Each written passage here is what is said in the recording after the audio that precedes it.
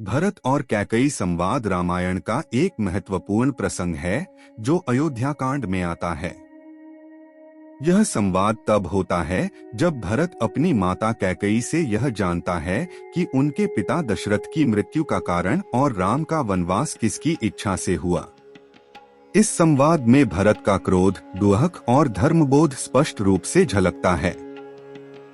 भरत जब अपने ननिहाल से लौटते हैं तो अयोध्या में शोक और वीरानी का माहौल पाते हैं।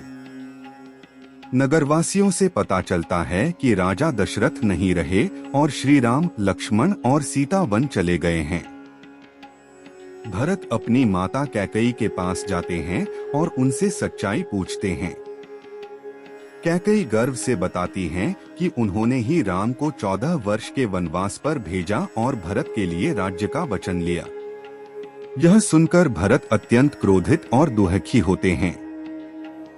वे माता को कठोर वचन कहते हैं, उन्हें अधर्मिणी, कुलकलंकनी तक कह देते हैं। भरत स्पष्ट करते हैं कि उन्हें राज्य नहीं चाहिए जो अन्याय और भाई के दुहक की कीमत पर मिला हो। भरत इस संवाद में कहते हैं कि राम ही उनके लिए पिता समान हैं और वे स्वयं वन जाकर राम को वापस लाएंगे। भरत माता कैकई से स्पष्ट कहते हैं कि वे राम के बिना राज्य ग्रहण नहीं करेंगे और राम को अयोध्या वापस लाना ही उनका धर्म है। तदद्भुतमिव श्रुत्वा भरतः शोककर्षितः मातरं चाब्रवीद वाक्यं क्रोध संरक्तलोचनः। भावार्थ, यह सब अद्भुत और दुखद बात सुनकर शोक से पीड़ित भरत की आंखें क्रोध से लाल हो गईं। उन्होंने माता कैकई से कठोर वचन कहे। कथा दशरथः स्वर्गं गतः पापेन कर्मणा रामश्च वनमेष्यति धर्म जह्याद राघवः। भावार्थ, भरत ने पूछा, यह कैसे हुआ कि धर्मपरायण दशरथ स्वर्ग सिधार गए और मर्यादा पुरुषोत्तम राम वन चले गए? क्या रघुकुल में धर्म का त्याग हो गया? अह तु मृत्यु शरण गमिष्यामि न संशय न ही मां जीविते कांचित भूति पश्यामि मैथिली। भावार्थ, भरत कहते हैं, मैं तो मृत्यु का वरण करूंगा, इसमें संशय नहीं है। मुझे राम और सीता के बिना इस जीवन में कोई सुख नहीं दिखता। नाह राज्य कांक्षे न सुखानी न जीवितम ऐश्वर्यं च न मे कांक्ष्य रामे वनमुपस्थिते। भावार्थ, भरत दृढ़ निश्चय करते हैं, मुझे राज्य नहीं चाहिए, न सुख चाहिए और न जीवन का लोभ है। जब राम वन में हैं, तब मुझे ऐश्वर्य का कोई मूल्य नहीं दिखता। गमिष्याम्यहमेतस्य पथाद्यैव रघुत्तम पुनरानेतु राम आर्यन सत्पथचारिणम। भावार्थ, भरत प्रण लेते हैं, मैं आज ही राम के वन जाने के पथ पर जाऊंगा और उस धर्मपरायण आर्य राम को वापस लाऊंगा। यह संवाद भरत के चरित्र की उच्चता और उनकी राम भक्ति का अद्भुत प्रमाण है।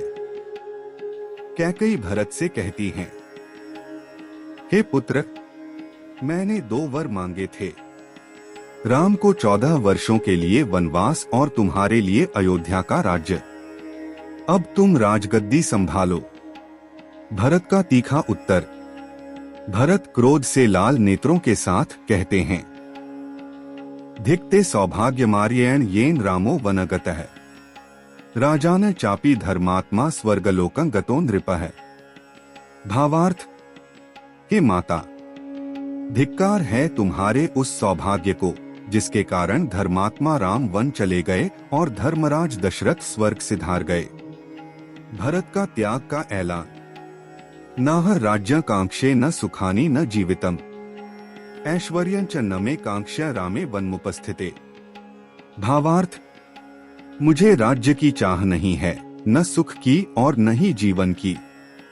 जब तक राम वन में हैं, तब तक मुझे ऐश्वर्य व्यर्थ लगता है। कैकई को दोष देते हुए भरत का वचन। त्व नारी नरशार्दूल राक्षसी प्रतिवेश्मिनी कुलस्यास्य विनाशाय प्राप्ता कालस्य रूपिणी। भावार्थ, हे माता, तुम तो राक्षसी हो, हमारे घर में काल रूप में आई हो। तुम्हारे कारण हमारे कुल का नाश हुआ है। भरत का राम को वापस लाने का संकल्प। गमिष्याम्यहमे तस्य पथाद्यैव रघुत्तम पुनरानेतु राम आर्यन सत्पथचारिणम। भावार्थ, मैं आज ही उस मार्ग पर जाऊंगा जिससे रघुकुल श्रेष्ठ राम बन गए हैं। मैं उन्हें वापस लाऊंगा जो धर्म के मार्ग का पालन करने वाले हैं।